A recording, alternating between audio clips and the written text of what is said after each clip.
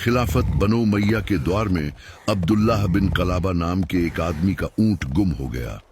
इस वजह से वो बहुत परेशान हो गया और ऊंट की तलाश में निकला। वो दिन रात आसपास के इलाकों में उसे ढूंढता रहा। क्या तुमने मेरे ऊंट को कहीं देखा है? नहीं, हमने नहीं देखा। लेकिन उसे वो ऊंट कहीं न मिला।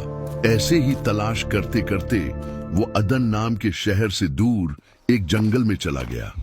जब वो इस जंगल के काफी अंदर तक चला गया तो अचानक उसने एक अजीब मंजर देखा।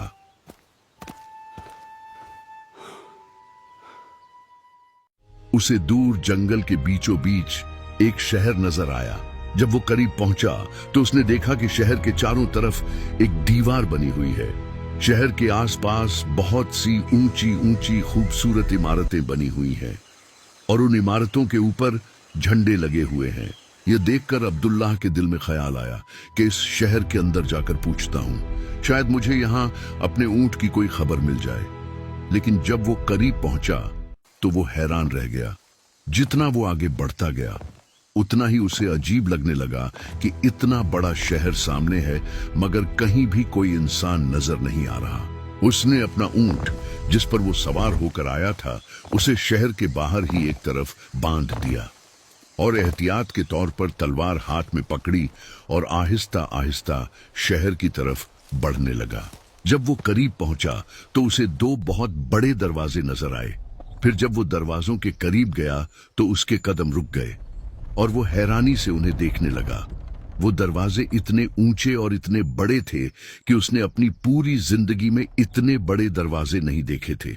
और वो दरवाजे किसी आम लकड़ी के नहीं बल्कि एक कीमती और खुशबूदार लकड़ी के बने हुए थे और उन पर जगह जगह लाल और जर्द याकूत जड़े हुए थे।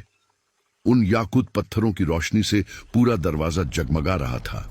वो हिम्मत करके अंदर दाखिल हुआ। जैसे ही अंदर कदम रखा तो उसकी आंखें हैरत से खुली की खुली रह गई। जो मंजर उसने वहां देखा वो उसकी सोच से कहीं आगे था। पूरे शहर के अंदर बड़े बड़े महल और शानदार इमारतें बनी हुई थीं।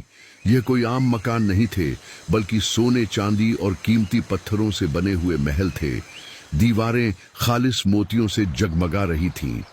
याकूत और जुमर्रिद के पत्थरों की चमक चारों तरफ रोशनी फैला रही थी। उन इमारतों के पिलर जबरजद और सुर्ख याकूत के पत्थरों से बने हुए थे। उन महलों के ऊपर जगह जगह खिड़कियां बनी हुई थीं।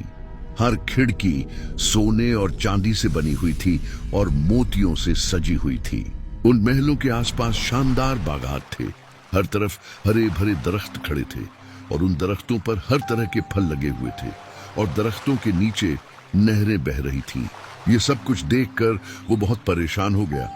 फिर उसने सोचा कि शायद ये वही जन्नत है जिसका अल्लाह ने अपने नेक बंदों से वादा किया है। फिर वो खुशी से कहने लगा कि ऐ अल्लाह, तेरा शुक्र है कि तूने दुनिया ही में मुझे जन्नत दिखा दी। फिर उसने उन कीमती पत्थरों और मोतियों को उखाड़ने की कोशिश की लेकिन बहुत ही थोड़े से निकालने में कामयाब हुआ क्योंकि वो बहुत ही मजबूती के साथ जड़े हुए थे।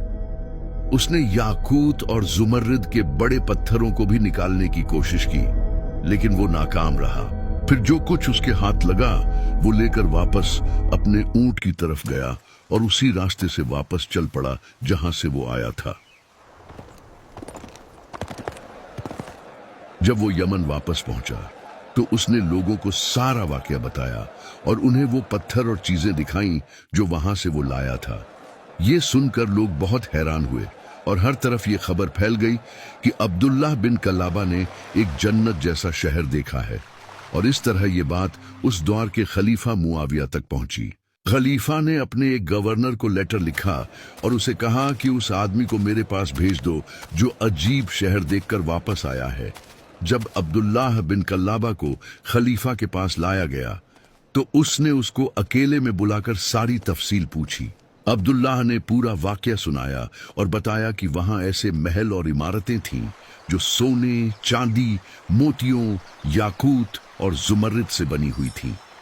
बागों में हर तरह के फल लगे थे जिनके नीचे नहरें बह रही थीं और पूरे शहर में कोई इंसान नजर नहीं आ रहा था। वहां पर कोई इंसान नहीं था। ये सुनकर खलीफा हैरान रह गया।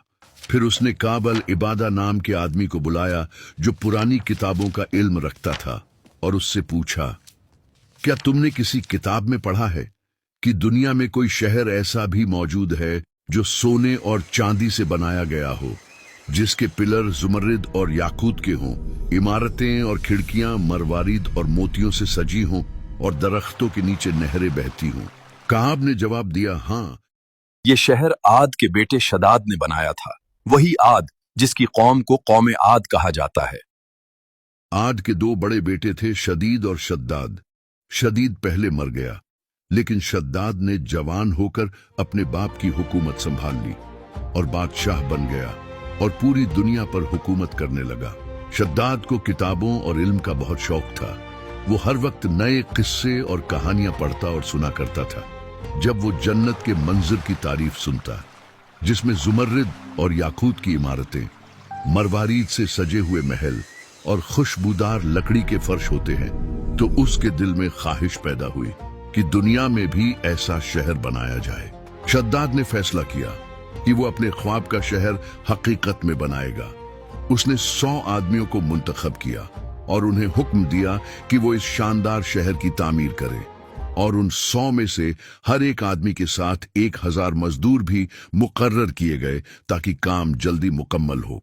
शद्दाद ने उन सब से कहा कि एक जंगल में सबसे अच्छी और बेहतरीन जमीन तलाश करो और वहां मेरे लिए ऐसा शहर बनाओ जो सोने, चांदी और कीमती पत्थरों से बना हो। ये हुक्म सुनकर वो लोग हैरान रह गए। उन्होंने सोचा कि इतना ज्यादा सोना, चांदी और इतने कीमती पत्थर कहां से आएंगे। एक आदमी ने हिम्मत करके शद्दाद से पूछा, बादशाह, इतना सोना, चांदी और कीमती पत्थर कहां से आएंगे? बादशाह सलामत, इतना सारा सोना, चांदी और कीमती पत्थर कहां से आएंगे? शद्दाद मुस्कुराकर बोला, शायद तुम नहीं जानते, दुनिया के सारे मुल्क मेरे कब्जे में हैं। हर मुल्क में मेरा बंदा भेजो और वहां के सोने और चांदी के खजानों में से जितना काम आए ले लो। इस तरह वो लोग 10 साल तक हर मुल्क से कीमती सोना, चांदी और कीमती पत्थर जमा करते रहे। फिर अगले 300 साल तक वो शहर बनता रहा। जब शहर की तामीर मुकम्मल हो गई तो लोगों ने शद्दाद को खबर दी कि काम खत्म हो गया है और वो शहर बिल्कुल वैसे ही बन गया है जैसे वो चाहता था। फिर शद्दाद ने हुक्म दिया कि उस शहर के चारों तरफ एक दीवार बना दो ताकि कोई भी आसानी से अंदर ना आ सके, और उस दीवार के चारों तरफ हजारों दरख्त लगाओ ताकि शहर की खूबसूरती और भी बढ़ जाए। लोगों ने शद्दाद के हुक्म के मुताबिक सब कुछ तैयार किया। जब सब काम मुकम्मल हुआ तो उन्होंने दोबारा उसे खबर दी कि हर चीज अपने मकाम पर है और शहर तैयार है। शद्दाद ने फिर हुक्म दिया कि लोगों से कहो, इस शहर की तरफ जाने की तैयारी करें। लोग 10 साल तक सफर के लिए सामान और जरूरी चीजें तैयार करते रहे। फिर शद्दाद अपने लश्कर के साथ रवाना हुआ। रास्ता बहुत लंबा था, लेकिन वो इस जन्नत जैसे शहर को देखने के लिए बहुत बेचैन थे।